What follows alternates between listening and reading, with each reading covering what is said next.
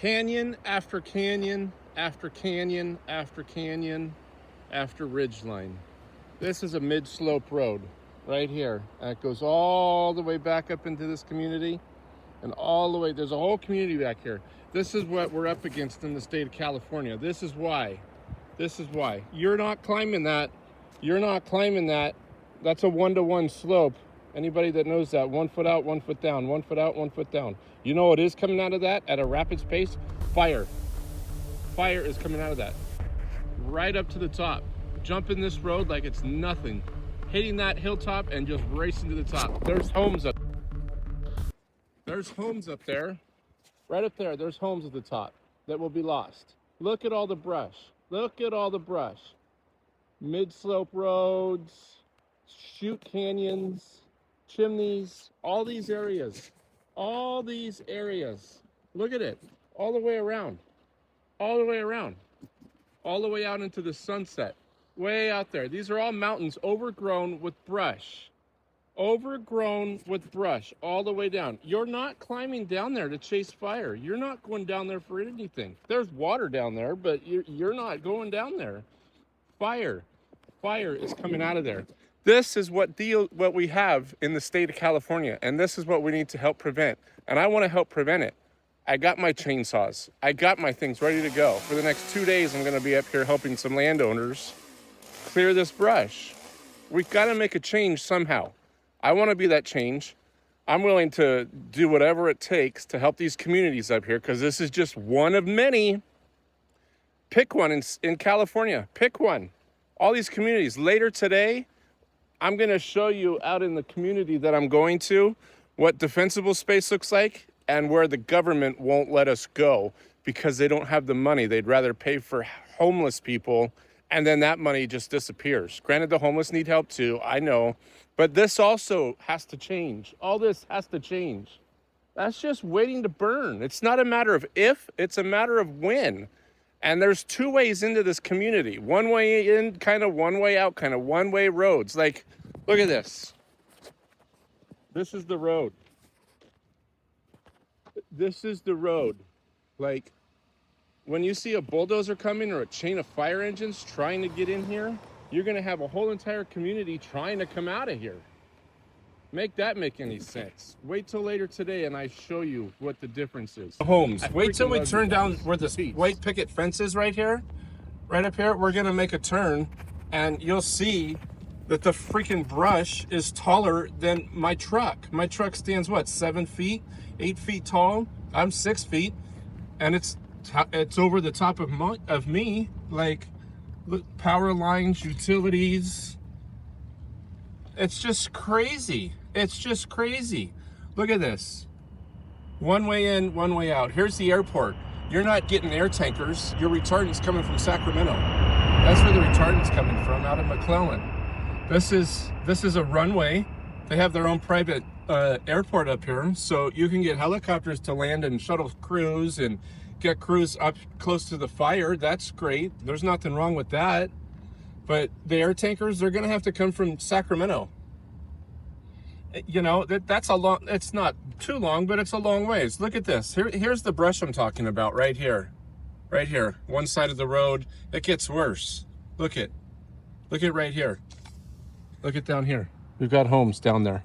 We got homes down there. And then right here, look at the brush. But like I said, 7 feet tall. Look at the brush. 8 feet. Granted, it's on a little hill. But whew, from one side to the other side. Oh, look at this. 4-way intersection. Brush. All 4 sides of the intersection. Crazy, right? Roads everywhere. Like I said earlier, one way in, one way out community. There's kind of 2 ways in, but the other way is a 1-lane road too. And you can't get fire equipment up and down that because there's a bridge that can't support the weight of that kind of equipment.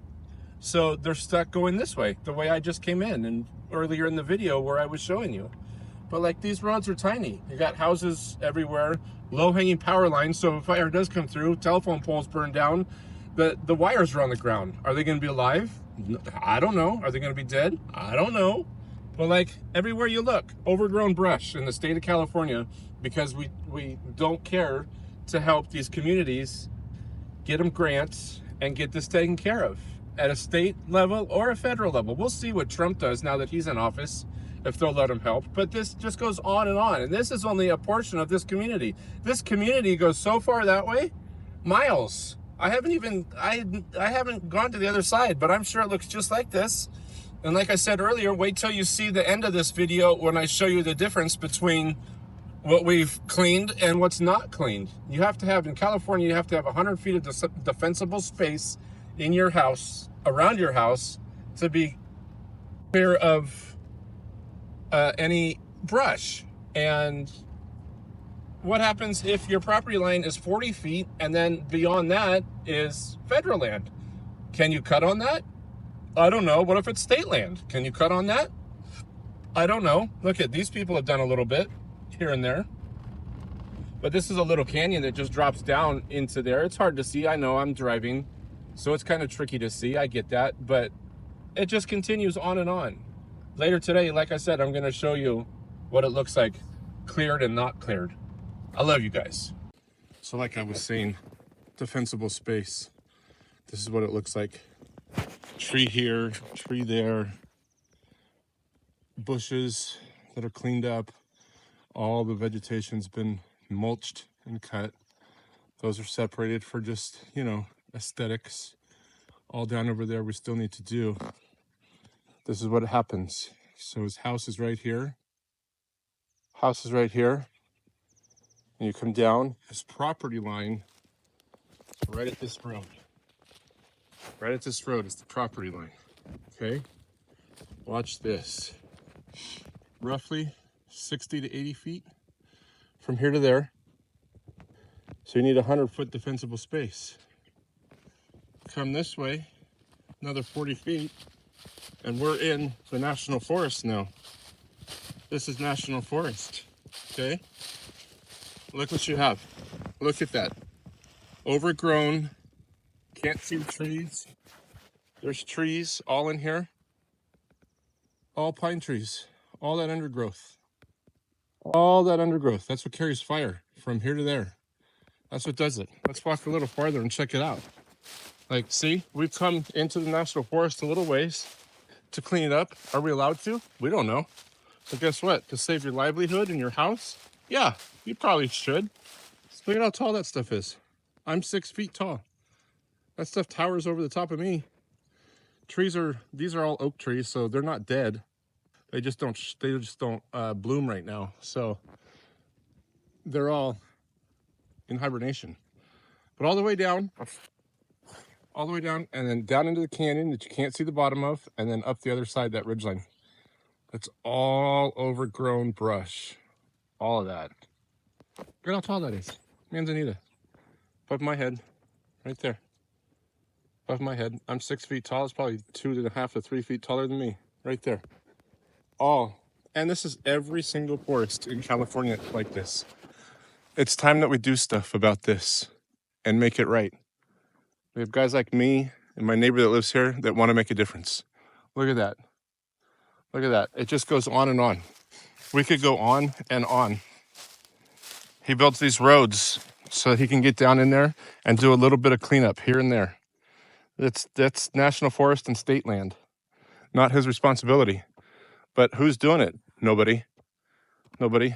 President Trump, we need your help. Hopefully, maybe somebody can help. Grants, so that guys like me can help do this. Because that's what we like to do.